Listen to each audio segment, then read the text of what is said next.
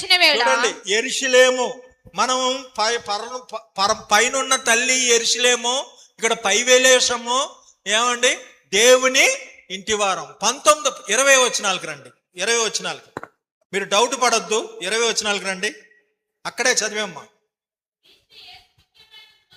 క్రీస్తు యేసు ముఖ్యమైన మూలరాయి, అపోస్తులను ప్రవక్తలు వేసిన పునాది మీద. ఇక్కడ ప్రవక్తలు పునాది ఏమంటే రాత గురించి ఉంటే, ఇక్కడ యోహాను సువార్తలో కూడా సిలువ వేయబడిన స్థలము పట్టణమునకు సమీపమై ఉండెను.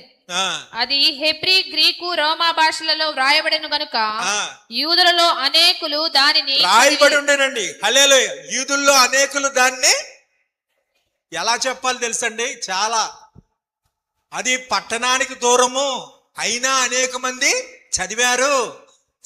మరి చదివారంటే ఎవరో ఒకరు రాయాలి కదా. ఇక్కడేం చెప్తున్నాడు, ప్రవక్తలు పునాది వేశారు అంటున్నాడు కదా. వాక్యానికి సంబంధించిన ఇక్కడ అక్కడ కూడా వచ్చింది.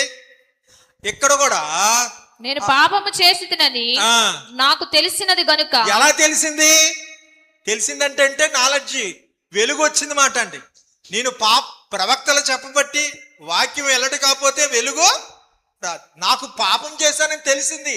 ఎలాగ తెలిసింది? ప్రవక్తలు రాయబట్టి, నేను గ్రహించాం కాబట్టి, చదివాం కాబట్టి తెలిసింది. అవునమ్మా? లైవ్ వచ్చిందా? ఓకే. 21లో తగినది అని అర్థం, యుక్తమైనది. 21 చదవండి త్వరగా. ప్రతి కట్టడమును ఆయనలో చక్కగా అమర్చబడి. హల్లెలూయా. ప్రతి కట్టడము చక్కగా అమర్చబడి అని చెప్పాడు. ఇక్కడ చక్కగా అమర్చబడ్డం 21 వచ్చిన యోహాను సువార్తలో చూడండి. నేను యూదుల రాజునని వాడు చెప్పినట్టు రాయి.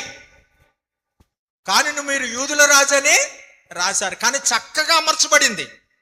అర్థమవుతుందా?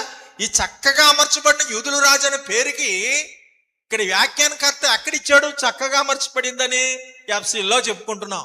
కానీ ఇక్కడ చక్కగా అమర్చబడింది ఏంటి? ఏమండి? యూదుల రాజు. దీనికి అక్కడ సరిపోతుంది చూడండి. సెరూయా కుమారుడు అభిషై యెహోవా అభిషేకించిన వారిని శపించిన ఈ షిమి మరణమునకు పాత్రుడు కాడా అని. పాత్రుడు కాడా?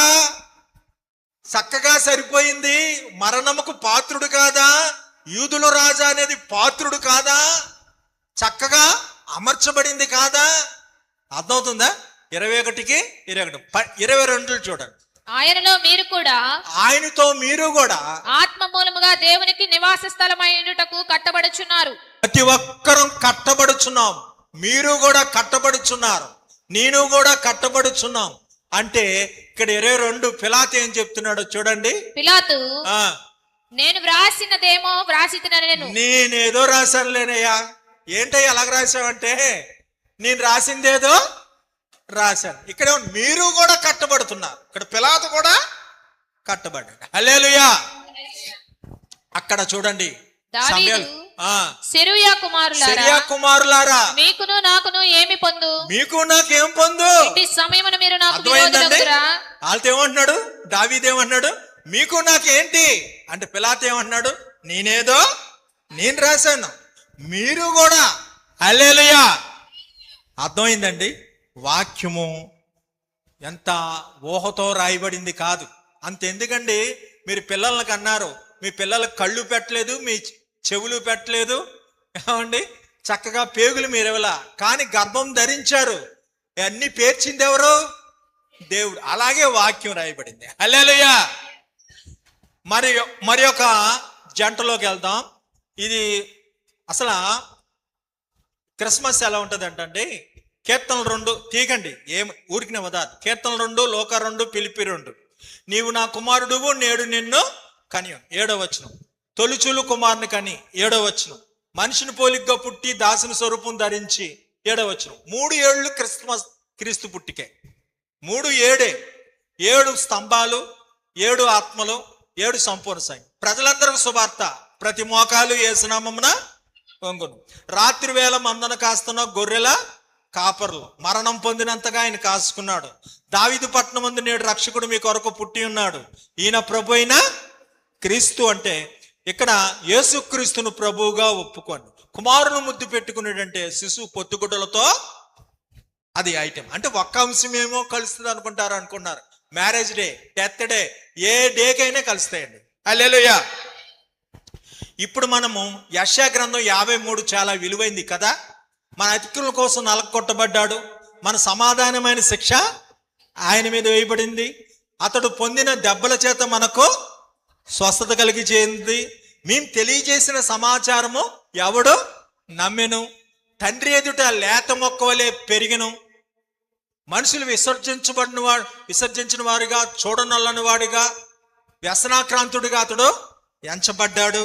ఇదంతా ఏమండి 53 ఎడమ చేతితో పట్టుకొని, ఫిలిప్పీయులకు రాసిన పత్రిక కుడి చేతితో పట్టుకొని, యోహాను సువార్త 1 తెలుసు కదా, ఆదియందు వాక్యముండెను, వాక్యము దేవుని యొద్ద ఉండెను, ఆ వాక్యమే శరీరధారి మన మధ్యకు ఎప్పుడున్నాడండి ఆయన?